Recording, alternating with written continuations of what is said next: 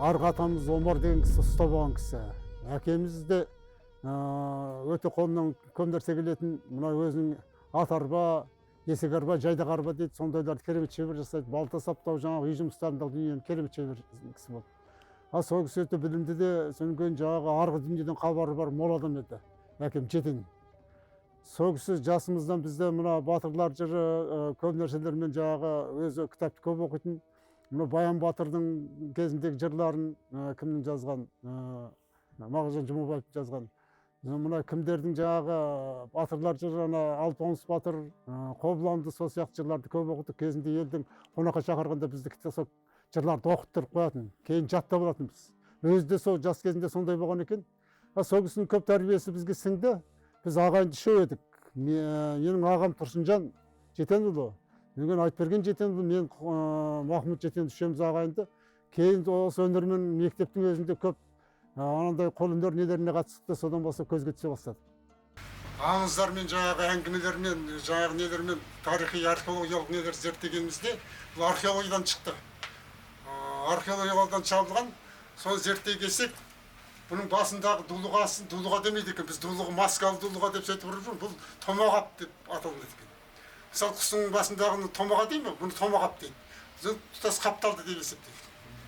Ана индистердің балтасы тамағап дейді, тамағап деген оның қабы екен. Ода да томағап деп айтып тұр, балтаның қабын айтып тұр, тамағап. Сондықтан жаңағы бұл басынан аяғын дейді, мына өзі торғауыт дейді. Өзі астарына жаңағы қайыстан, бұлғардан жасайды да, сыртын темірмен қаптап жасайды. Өте мықты сауыттың біріне жатады. Қазақта алғадай деген сөз бар ғой, алғадай. Алғадайдың басшысын сүгір дейді екен. Бұларды алғадайларды басқаратын адамды сүгір дейді. Бұлар жаңағы қаптаған жауға қарсы жеңіл қаруланған артында тұрады да, осындай ауыр қаруланғандар жаңағы алдына тұрып жол ашып жаңағы жауға дейін барады. Егер бұндай киінбесе садақтың оғынан көп өліп кетеді. Сондықтан аттың басынан бақайшығына дейін, адамның бақайшығына дейін жаңа темірмен қапталып осындай торғауыт кигізеді. Батырлар жырында бәрі айтылады. Сауытыңда қай жерден сынатыны да өте көп атауларына дейін сол батырлардың егер зерттеп оқыған адам болса, көбінен түсінуге болады. Өйткені батырлар жыры бір аңыз болғанмен шындықтан алынған түбіне негізі. Сондықтан жаңағы ағайын үшеуміз ойландық та бірігіп, осыған қалай істейміз деген сұраққа жауап беру үшін осы теміршілікпен, ағашшылықпен де қосып ойландық, барлық ұсталық өнердің әр саласымен ойланыстық. Соны осы теміршілігіне басым айланысып та айланып кеп, мына қару-жарақ жасаудың жолын іздеп, ол кездерде мынандай жан-жақты жаңа хабар ешқандай жоқ. Ұсталардың өзі қартайып кеткен. Бүкіл Қазақстанды аралап жүріп, мықты ұсталарды жаңағы іздеп жүріп, солардан жазып, қалай істейтін, қалай қоятын атауларын іздеп, сөнген жаңағы ескі жаңа қазақтың бір қасиеті, атақты батырлар нелерін үйге сақтап қойған ырым ретінде қаруларын, жаңағы сауыттарын кезінде сондай сақтап қоятын батырлардың ұрпақтары бар екен. Солардан көп нәрсені солардың көзбен көріп зерттедік. Ал енді оны бастап, соның ғылыми жолға түсу керек бұның зерттеу үшін. Жай ғана көшіріп жасау емес. Өйткені оның атауларын табу керек, қалай жасалуын, және қандай темір екендерін зерттеу үшін біз халық арасындағы соларды аралап. Өйткені кәрі болса да олар өздерін көрген білгендерін бізге аямай айтып барды. Оны ана кітаптың ішінде оқысаңыз, солардың барғанның бәрінің аты жөндерін кіргіздік. Ең мықтыларының аты жөнін сол кітапқа кіргіздік. Сол кісілердің айтуы бойынша көп нәрсені келіп үйреніп жасап, содан музей мен археологтармен байланысты. Соның жемісі көп мол жемісін берді. Содан музейдегі бар заттарды зерттеу. Олар мына ойдан жасауға болмайды. Әрбір зат бүкіл ғасырлар бойы сұрыпталып, ыңғайланып жеткен қару түрлері. Оны ойдан жасасаң, оның кемшіліктер көп болады. Ал енді ана сұрыпталып жеткен қарулардың жаңағы сыртқы жауға қолдануға өте ыңғайлы, және жеңіл жаңағы алып жүруге ыңғайлы. Сондай терең жаңағы өзінің атауымен жаңағы қолданысқа қалай келетіндерін бәрін зерттеу үшін көбінесе соның бәрін зерттеп, жинап, сонымен барып кірістік. Үш ағайын үшеуміз. Ол 1977 жылы біз негізінде сол жоспарды құрып, бастағанымыз 77 жылы. Содан бүгінге дейін 48 жылдай уақыт болып келді есептеген. Ұсталық өнерге кіргеніміздің өзінде біз қазақтың бүкіл дүниесіне бойлап сіңдік деп. Оны зерттесеңіз, қазақтың бүкіл болмысы сол жерден шығады екен. Мына Махмұт Қашқариді оқысаңыз, сол кітабында тұр. Түркілер дейді, темірді тәңірдің сыйы ретінде қабылдаған дейді. Тәңір бізге осы темірді сый ретінде жіберген. Сондықтан темірді қасиет тұтады, темірді жаңағы аяқ асты тастамайды. Темірді қасиетті өйткені бүкіл жаңағы қазіргі мәдениеттің өзі темірден басталған сияқты. Өйткені басында сол темірді меңгеруден басталған, содан барып жаңағы қару-жарақ жасау, қаруды кім мықты жасаса сол үстемдік жүргізген әлемде. Көшпенділердің әлемге үстемдік жүргізуі атпен бірге осы темірді меңгергені болу керек. Қола дәуірінен кейін осы темірді көшпенділер жоғары деңгейде.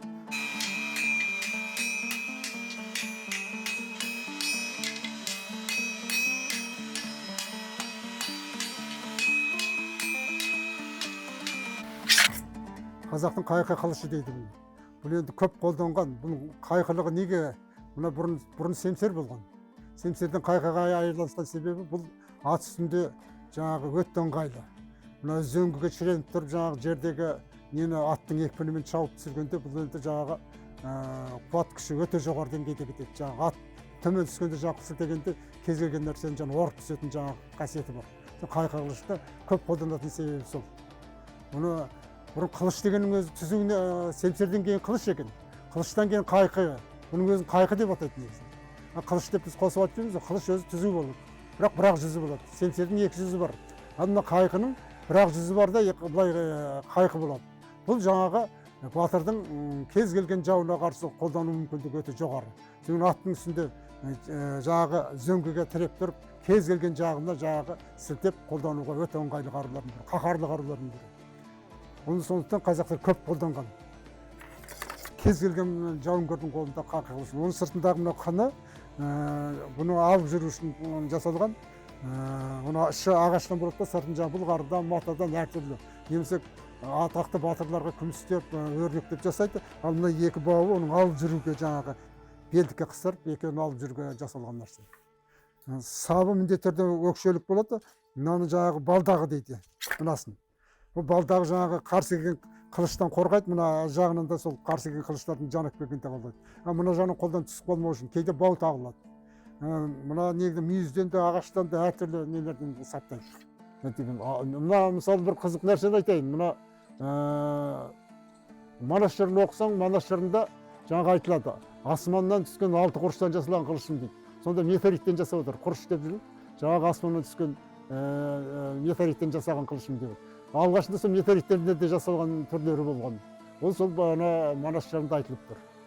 Көрдіңіз бе, батырлар жырында көп дүниелердің жаңа шынайы белгілері байқалады, егер зерттеп оқыса. Айбалта мына қазақтың осы қылыштан кейінгі көп қолданатын қаһарлы қарудың біреуі. Бұнымен жаңа қылышқа да қарсы, басқа нәрселерге көп қаруларға қарсы тұра беруге болады. Мына іш жағымен жаңағы қылыш тілі болуға болады. Соның қазақтың қарудың ерекшелігі айбалтасының. Мына желкелік болады да, мынау қияқ, бауырына қияқ қолданады, алқымына.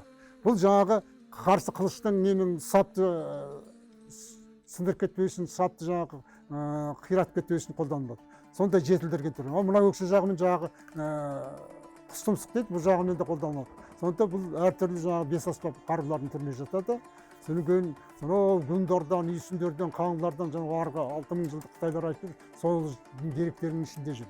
Бүгін күні кешегі скиф сақ деп жүргендердің бәрін көп қолданған қару ат үстінде. Қазақтардың қолданған көп осы айбалтар көп кездеседі. Бұны сақтаған жаңағы археологиялық музейлерден, жаңағы кейбір ырымғы батырлардың несін сақтаған дүниені біз аралап, елді аралағанда көп кездеседі. Сондықтан соның арқасында біз бұны жақсылап зерттеп, қайтадан рухани мәдениетіміздің санасына қайтадан алып кетіп ағайын түсеміз. Қазақтың мына бір қаруының бірі, мысалы 5 қарудың біріне жатады бұл. Бұны шоқпар демейді, күрз дейді. Шоқпардың сырты қапталмайды. Сол ағаштың мысалы қайыңның немінде чорва біткен жерін жұмырлайды да сап жағын жіңішкелеп, сөйтіп жонып жасап, жаңағы шоқпар ретінде пайдаланады.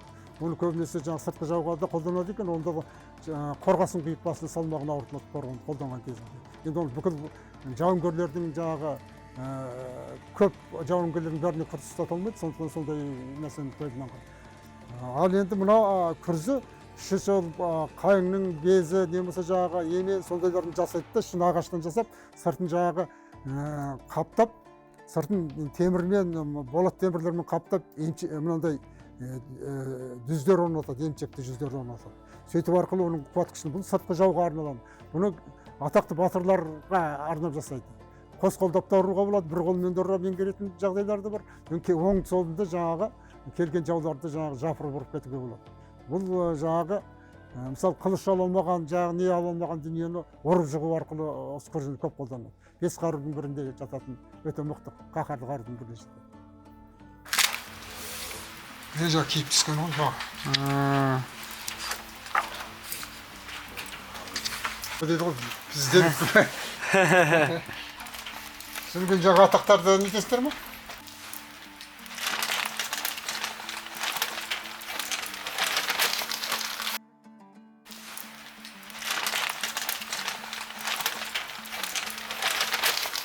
Міне бат иті орысқа баяғына жығылып тұр.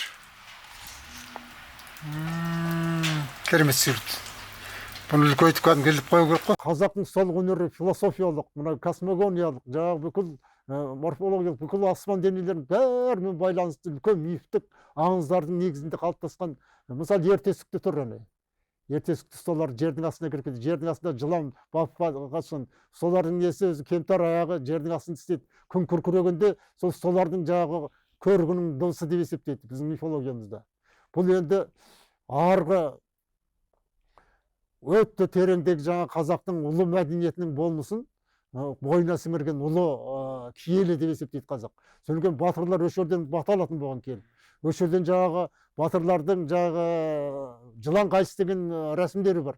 Жаңағы жас бала онға толып нетіп жатқанда атын қойып, бұтының арасын өткізіп, жылан қайыс деген жаңа рәсімді өткізеді. Өмірге қайта келіп, жаңағы балалық шағынан өтіп, жігіттік шаққа өткенде өш жерден өтетін болған. Мысалы күйлерді қара, қандай арынды, өмірге қызығушылық, жаңағы екпін, адамға рух беретін сондай қуатты күйлер. Кешегі Моцарттармен таласып тұрған күйлер ғой. Кешегі Бетховен, солардың күйлерімен ас түспесе солардан кем емес. Бүкіл тәрбиені осы ұлттық дүниенің ұлттық байлықпен ұлтымызды тәрбиесек, мына жастарын қазір отаншыл, елін қорғайтын, ешкімге намысын бермейтін мықты азамат тәрбиелеу осы біздің өнерімізбен бүкіл әдебиетіміз жатыр. Әдебиетіміз өте бай. Ол философияда, ол жерде барлық дүниенің бәрі сол әдебиетте тұр. Әдебиеті бар ел бар ғой, еш уақытта құр болмайды. Сол әдебиет қайтадан жарыққа шығарып, халықтардың санасын алып келу керек. Соның мультфильмдер неге шығармайды содан? Содан кинолардың соларын неге бастамайды? Мына фантастикалық кинолардың негізінің бәрі сол біздің әдебиетімізде жатыр. Жаңағы мифологиялық дүниелер. Ал мифологияны мына дамыған мысалы Америка жаңағы нелер мифологияны керемет түсіріп жатыр. Ал сол мифологиялардың олардан кем емес артық дүниелер бізде тұр.